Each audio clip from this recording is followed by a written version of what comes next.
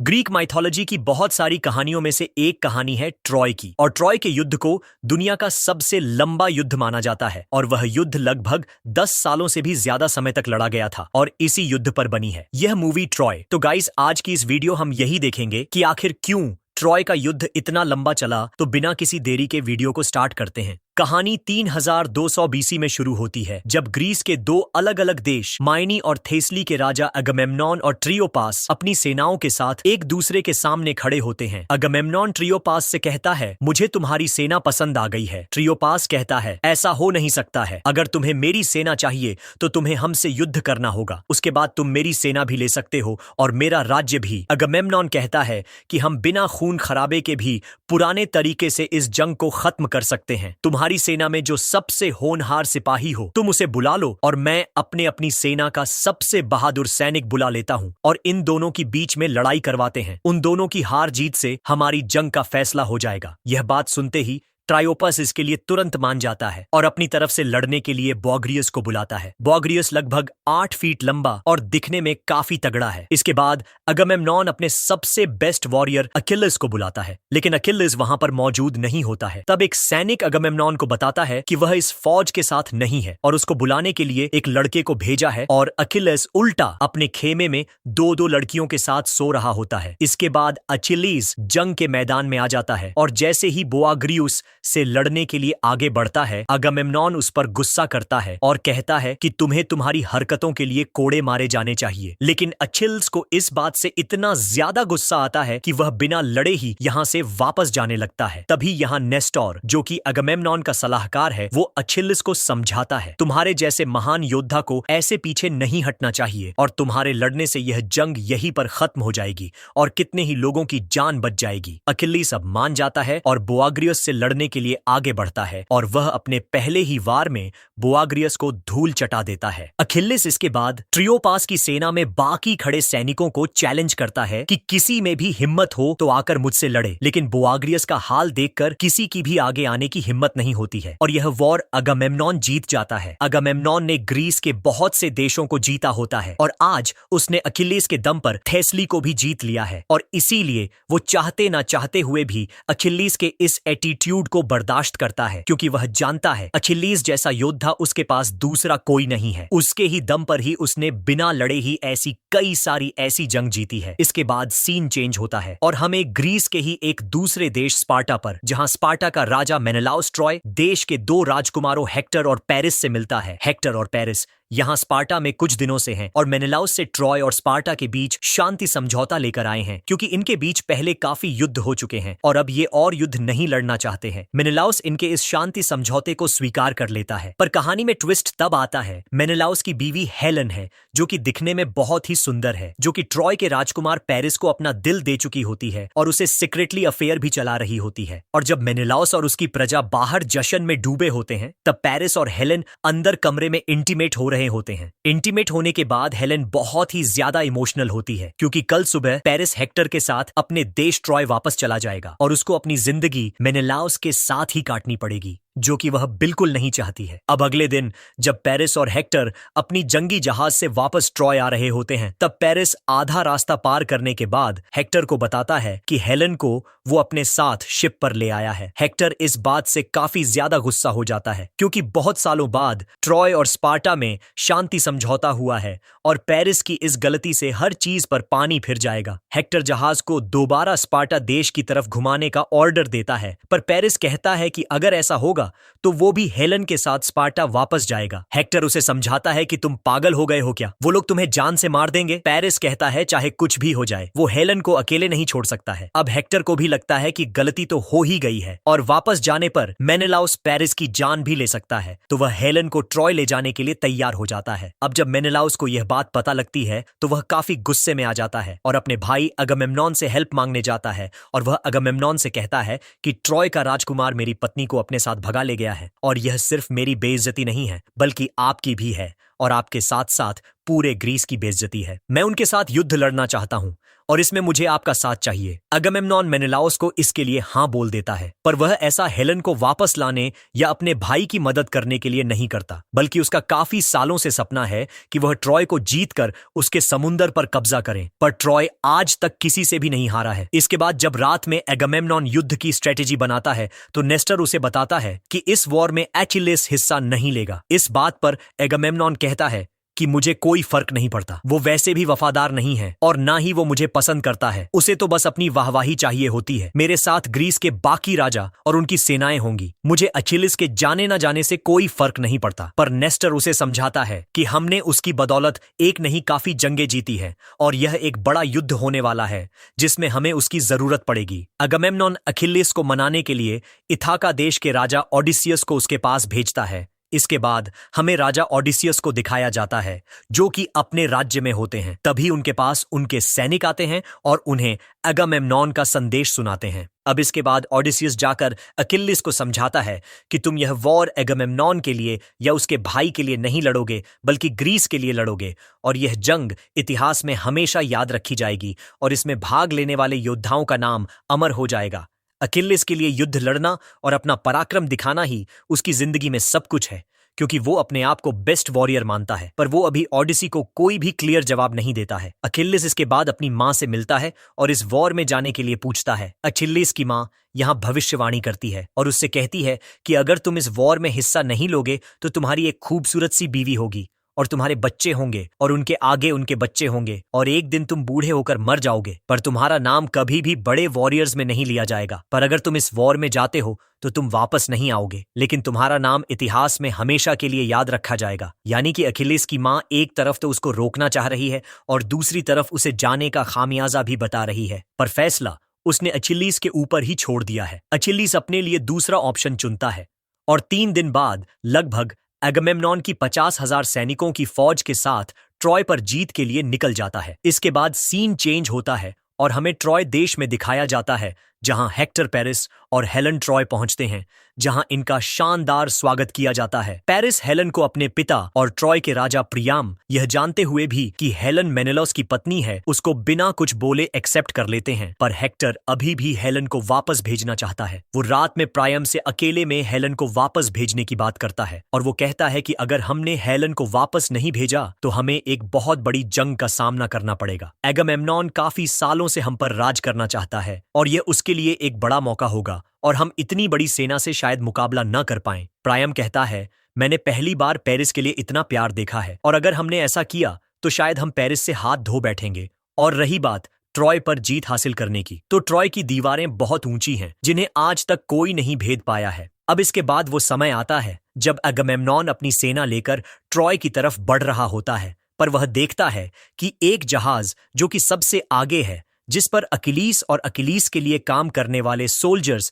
जिन्हें मरमुडाम कहा जाता है, सबसे आगे होते हैं और ट्रॉय के बीच पर हमला करने जा रहे होते हैं। अकिलीस की ये 50 सोल्जर्स बहुत ही बेहतरीन योद्धा होते हैं जिन्हें अकिलीस ने खुद सेलेक्ट किया होता है और यह सिर्फ अकिलीस से ही ऑर्डर्स लेते हैं। अचिलीस ट्रॉय के बीच पर पहुंच जाता है और अपने लोगों के साथ अटैक कर देता है। ट्रॉय के सैनिक पहले से मौजूद होते हैं और वह इन पर बहुत से तीर मारकर काफी लोगों को मारते हैं, पर अकिलीस अपनी स्ट्रेटजी के साथ आगे बढ़ता है और बीच पर पहुंचकर अपनी सेना के साथ मिलकर सभी को जान से मार देता है। दूसरी तरफ हजारों की तादाद में ग्रीक्स को ट्रॉय की तरफ आता देख सारे ट्रॉय वासी अपने घरों में भागने लगते हैं और हेक्टर अपने कुछ लोगों के साथ बीच की तरफ बढ़ता है। अकिलीस ने बीच पर देवता अपोलो का मंदिर तोड़ दिया होता है और उसने वहां पुजारियों की भी हत्या कर दी होती है। हेक्टर अपने कुछ लोगों के साथ यहां पर आ जाता है और वह सब के सब मारे जाते हैं और हेक्टर अकिलीस और उसके सेना के बीच अकेला फंस जाता है। अकिलीस हेक्टर की जान यह कहकर बख्श देता है कि आज पहले ही दिन वह एक राजकुमार को नहीं मारना चाहता है और हेक्टर को घर जाकर कल के युद्ध के लिए तैयार होने को कहता है। इसके बाद अकिलीस का सेकंड इन कमांड सोल्जर उसको उसके खैमे में लेकर आता है, जहां उसने ब्रिसेइस नाम की लड़की को वॉर प्रिजनर बनाकर रखा होता है, जो उसे अपोलो के मंदिर में मिली थी। ब्रिसेइस ट्रॉय देश की राजकुमारी थी और वो पेरिस और हेक्टर दोनों की बहन थी और दिखने में बहुत ही सुंदर होती है। ब्रिसेइस यहाँ काफी डरी होती है क्योंकि वॉर प्रिजनर के साथ टॉर्चर, रेप वगैरह करना एक आम सी बात होती है, पर अकिलेस उससे कहता है कि तुम्हें डरने की कोई जरूरत नहीं है और उसके हाथ खोल देता है। इसके बाद ही अकिलेस को एगामेम्नॉन का बुलावा आता है और वह उससे मिलने जाता है। एगामेम्नॉन अकिलीस से कहता है कि तुमने आज ट्रॉय का बीच जीतकर अच्छा काम किया है, हमने आधी जंग तो वैसे ही जीत ली है, लेकिन तुम ये भूल जाते हो कि इतिहास सिर्फ राजाओं को याद रखता है, उनके लिए लड़ने वाले सैनिकों को नहीं। अगामेम्नॉन चाहता है कि अकिलीस उसके सामने झुक कर रहे, पर अकिलीस अगामेम्नॉन को राजा ही नहीं मानता है क्योंकि उसकी नजर में अगामेम्नॉन के अंदर वो क्वालिटीज नहीं है जो एक राजा में होनी चाहिए और वह इसलिए उसे पसंद नहीं करता है।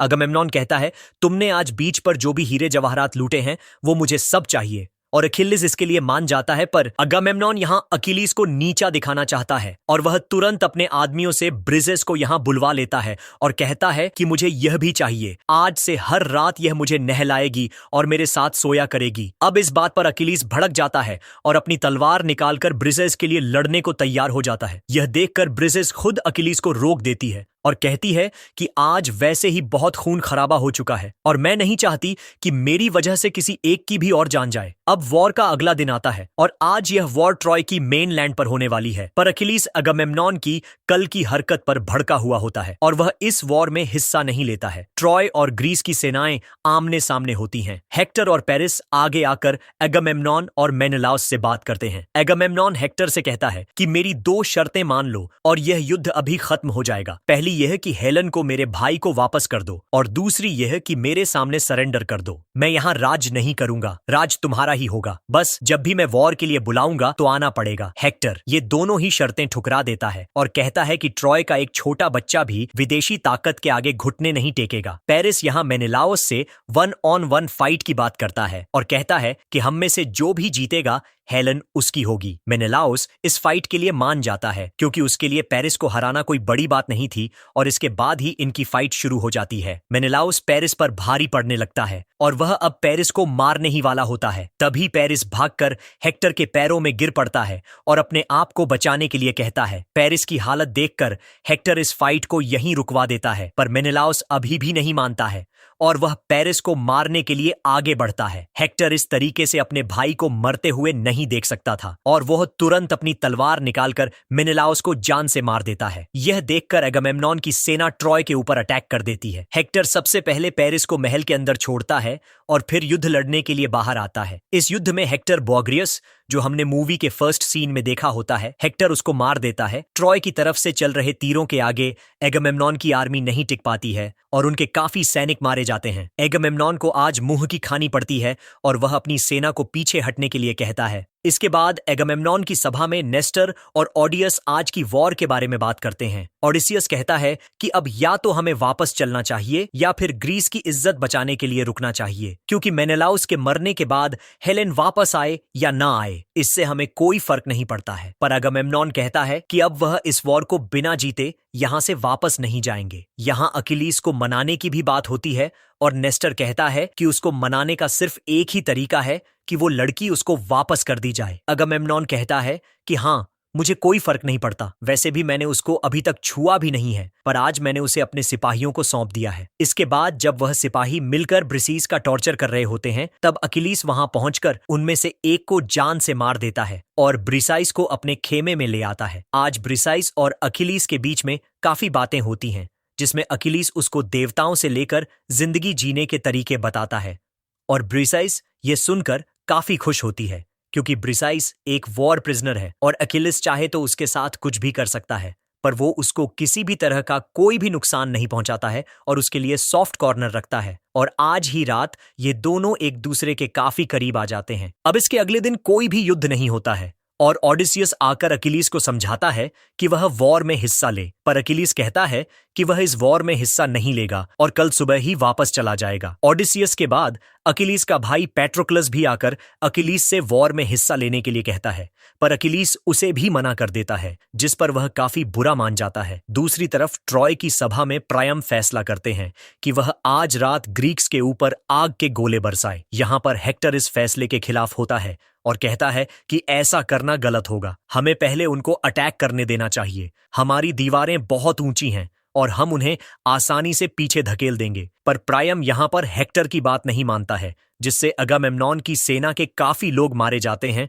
और उनका काफी नुकसान होता है। अब एकदम से अकिलीस अपने सिपाहियों के साथ इस वॉर में हिस्सा ले लेता है और ये देखकर सारे ग्रीक्स बहुत खुश होते हैं, क्योंकि जब भी अकिलीस लड़ने आता है तो इनकी खुशी का ठिकाना नहीं रहता है। अकिलीस को लड़ता देख हेक्टर बाकियों को छोड़कर उससे लड़ने जाता है। अकिलीस और हेक्टर की लड़ाई होती है, जिसमें हेक्टर अकिलीस को जान से मार देता है। पर यहाँ आज सभी को धोखा हो गया था। दरअसल ये अकिलीस नहीं बल्कि उसका भाई पैट्रोक्लस होता है, जो दिखने में अकिलीस जैसा ही है और लड़ भी अकिलीस की तरह ही रहा था। इसके बाद यह वॉर यहीं पर रुक जाती है। आज पैट्रोक्लस को मारकर हेक्टर को बिल्कुल भी अच्छा नहीं लग रहा होता है। इसके बाद हेक्टर राजा ओडिसियस को पैट्रोक्लस की लाश को ले जाने के लिए कहता है और इसके बाद हेक्टर अपने महल में लौट कर आ जाता है। उसे इस बात का डर भी सता रहा होता है कि ट्रॉय सिर्फ अपनी ऊंची दीवारों के दम पर खड़ा है। अगर किसी भी तरह से ग्रीक्स हमारी दीवारों के अंदर आ गए तो पूरा ट्रॉय जलकर खाक हो जाएगा। हेक्टर अपनी वाइफ को एक सीक्रेट टनल दिखाता है और कहता है कि जब भी ऐसा लगे कि हम यह वॉर हारने लगे हैं तो तुम जितने भी लोगों को अपने साथ ले जा सको ले जाना और इस टनल से भाग जाना। अब रात में अकिलीस का सैनिक उसे अपने भाई पेट्रोक्लस के मरने की खबर देता है तो अकिलीस गुस्से से पागल हो जाता है, क्योंकि वह अपने भाई से वाकई बहुत प्यार करता था। इसके बाद अकिलीस पेट्रोक्लस को अंतिम विदाई देता है और अगले ही दिन सुबह हेक्टर से लड़ने के लिए निकल जाता है। अकिलीस अकेले ही हेक्टर के किले के बाहर पहुंचकर उसको युद्ध के लिए ललकारता है और हेक्टर उससे लड़ने के लिए बाहर आ जाता है। ये एक काफी अच्छी फाइट होती है, क्योंकि अकिलीस और हेक्टर में नो डाउट अकिलीस एक बेटर वॉरियर है, पर हेक्टर भी कम नहीं है। हेक्टर अकिलीस से काफी अच्छा लड़ता है, पर at the end Hector Achilles के हाथों मारा जाता है। अकिलीस हेक्टर की बॉडी को अपने रथ में बांधकर यहां से घसीटते हुए ले जाता है। इसके बाद रात में प्रायम सबसे छुपते छुपाते अकिलीस के खेमे तक पहुंच जाता है और उससे रिक्वेस्ट करता है कि वह उसके बेटे की डेड बॉडी उसको वापस कर दे, ताकि वह अपने बेटे को एक सम्मानजनक विदाई दे सके। अकिलीस प्रायम को देखकर शर्मिंदा हो उठता है और हेक्टर की बॉडी उसे वापस कर देता है। अकिलीस प्रायम से पूछता है कि आपके देश में अंतिम संस्कार कितने दिनों तक चलता है, तो प्रायम कहता है कि 12 दिनों तक। अकिलेस कहता है कि मेरे देश में भी यह 12 दिनों तक चलता है, आप चिंता ना करिए, अगले 12 दिन तक ट्रॉय पर हमारी तरफ से कोई भी हमला नहीं होगा। अकिलेस ब्रिसेस को भी फ्री करके प्रायम के साथ भेजने के लिए कहता है और आज ब्रिसेस के लिए अकिलेस की इज्जत दोगुनी हो गई है। अब जब अगामेम्नॉन को मालूम चलता है कि अकिलेस ने अगले 12 दिन तक हमला न करने का वादा किया है, तो वह इस पर भड़क जाता है और कहता है कि वह होता कौन है मुझसे बिना पूछे फैसला लेने वाला। खैर, अब 2-3 दिन ऐसे ही बीत जाते हैं, पर ग्रीक्स के अभी भी समझ में नहीं आ रहा होता है कि ट्रॉय की दीवारों को कैसे पार किया जाए, क्योंकि उसके बिना इनका जीतना मुमकिन नहीं है। तब वहां ओडिसियस को एक सिपाही के हाथ में घोड़ा दिखता है और उसको एक जबरदस्त आइडिया आता है। अब ओडिसियस एक बहुत ही बड़ा लकड़ी का घोड़ा बनाता है और उसे ले जाकर ट्रॉय बीच पर खड़ा कर देते हैं और वहां से अपना पूरा कब्जा हटा लेते हैं। इसके बाद जब प्रायम और उसके सारे मंत्री जब इस घोड़े को देखते हैं तो उन्हें समझ में नहीं आता है कि आखिर ये क्या है। यहाँ पर पुजारी कहते हैं कि ग्रीक्स ने देवता अपोलो का मंदिर तोड़ा था और आज ये घोड़ा देकर वो इसका पछतावा कर रहे हैं और उन्होंने देवता पोसाइडन का घोड़ा गिफ्ट किया है ताकि उनकी वापसी सही सलामत हो सके। पेरिस इस घोड़े को ट्रॉय के अंदर पोसाइडन मंदिर के पास ले जाने के पक्ष में नहीं होता है और उसे यहीं जला देने के लिए कहता है, पर प्रायम यहाँ पुजारी की बात सुनता है। ग्रीक माइथोलॉजी में टोटल 12 देवता हैं, जिनमें पोसाइडन भी एक है। अब रात में जब पूरा ट्रॉय सो रहा होता है, तब अकिलीस, ओडिसियस और बाकी वॉरियर्स एक एक करके इस घोड़े से बाहर आते, यानी कि ये ग्रीक्स की चाल थी ट्रॉय की दीवारों के अंदर घुसने की। ये लोग रात में वहां सो रहे पहरेदार को मारकर ट्रॉय के सारे गेट ओपन कर देते हैं और तभी बाहर तैयार खड़ी एगामेम्नॉन की सेना ट्रॉय के अंदर घुस जाती है और यह ट्रॉय को तहस नहस करने लगती है। पर अकिलीस इन सब से अलग सिर्फ ब्रेसीस को ढूंढ रहा होता है। ये लोग मकानों को जलाते हैं, बच्चों और बूढ़ों समेत सभी को बेरहमी से मार रहे होते हैं और औरतों का खुलेआम रेप करते हैं। अगामेम्नॉन यहाँ मौका देकर यहाँ प्रायम को भी मार देता है और यह देखकर ब्रिसेइस बहुत परेशान होती है और वह देवता की मूर्ति के आगे बैठकर उनसे प्रार्थना करती है कि सब कुछ ठीक कर दें। तभी पीछे से अगमेम्नॉन आकर उसे पकड़ लेता है और उससे कहता है कि मुझे भी तुम्हारे होठों को टेस्ट करना है जो अकिलीस ने टेस्ट किया है। पर इतने में ही ब्राइसेस एक चाकू निकालकर उसकी गर्दन पर घोंप देती है, जिससे अगमेम्नॉन भी मारा जाता है। अगमेम्नॉन के मरने पर उसके 2 सोल्जर्स ब्रिसेइस को जान से मारने जा रहे होते हैं, पर तभी अकिलीस आकर उन दोनों को जान से मार देता है और ब्रिसेइस को बचा लेता है। जैसे ही अकिलीस ब्रिसेइस को उठाने लगता है, तभी पीछे से पेरिस अकिलीस के ऊपर तीर चला रहा होता है। ब्रिसेइस पेरिस को ऐसा करने से मना करती है, पर पेरिस नहीं मानता है। ब्रिसेइस उसको अभी भी मना करती रहती है, पर पेरिस एक के बाद एक तीर अकिलीस के सीने में उतार देता है। यह देखकर ब्रिसेइस को काफी दुख होता है। पेरिस ब्रिसेइस से तुरंत अपने साथ चलने के लिए कहता है,